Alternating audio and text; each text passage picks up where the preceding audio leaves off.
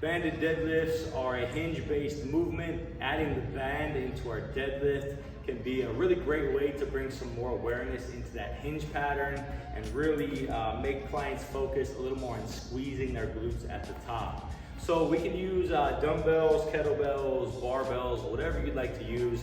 I'm going to use the kettlebell in this case just because it can be a little bit easier to reach down and grab without having to have that full range of motion that some people lack in the hinge pattern. So level number one, we're going to have a yoga block out or other similar device that will allow us to elevate that kettlebell up even higher. This is going to make sure that we can really focus on the hinge pattern without leading into that squat motion.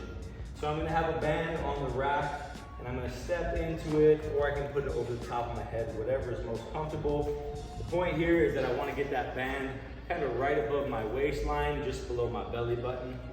From here, I want to make sure that I step up and set my stance so that I already have plenty of tension in this band trying to pull me back.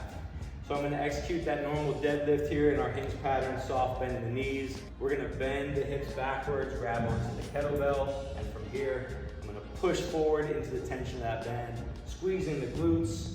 For level number two, I'm going to go ahead and remove that yoga block, and then I'm going to go into that normal banded deadlift without having the elevation, forcing me to go a little bit deeper into my hinge, really focused on pushing back the hips.